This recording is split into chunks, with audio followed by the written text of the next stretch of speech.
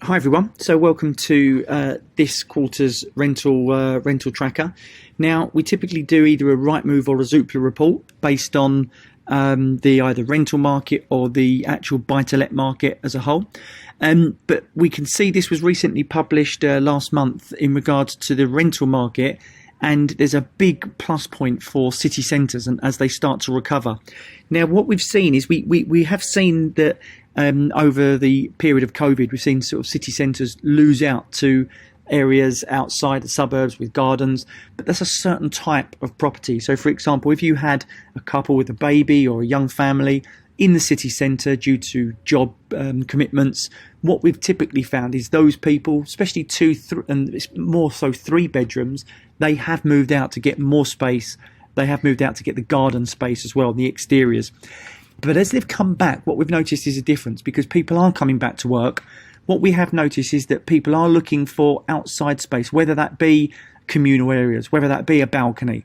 So what we're looking at now, projects that we're really advising on, they do have that communal feel, that communal outside space where people, should COVID rear its head again, they can get a bit of fresh air. They're not just cooped up in an apartment or in a property.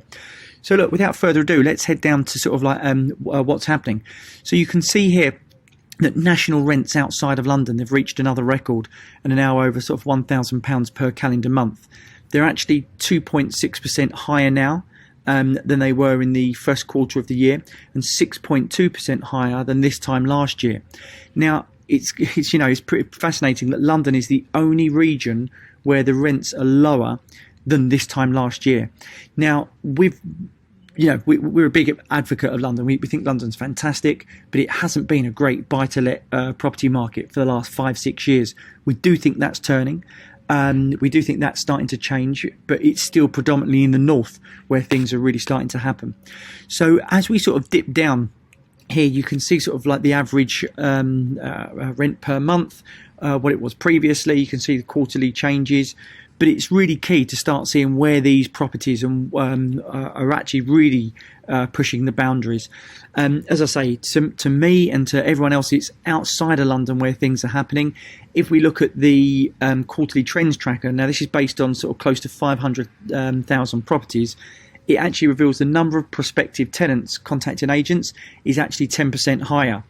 Now, this is much higher than last year, and if we head down, and we'll come back to this page in a bit, if we head down to one of the agents' views, now this is a company in Manchester, the biggest problem that they've got, as you can see here, is the fact that they've got a lack of stock, a big shortage of stock. Now, that is their biggest problem. They've got 2,500 properties under management, and only 38 available. So that shows that actually Manchester is booming again in terms of property, in terms of demand. And you can see here we're continuing to see an increased demand for properties with outdoor spaces, balconies or terraces. It kind of backs up exactly what we're selling and exactly the route that we're going down. 2-bed apartments achieving rents in excess of £1,200 in popular developments, and they're letting all of their properties out in an average of 10 days. So there's a big demand for city centre properties that are coming back now. As we head back up the report, you can see Nottingham City Centre asking prices are up annually by 6.8%. Liverpool as well here, you've got rents up by 3.8%.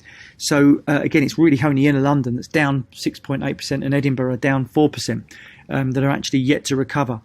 So as I say, that we can see city centres recovering. We know people are heading back to work.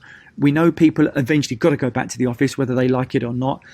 Yes, they might be doing 3 days or 4 days a week, a shorter week, but typically we will get back to normality and people will get back into work, and the era of working from home will probably die down slightly. I still think that some people are going to do the extra 1 or 2 days from home, but we are going to see those city centres getting buzzing again.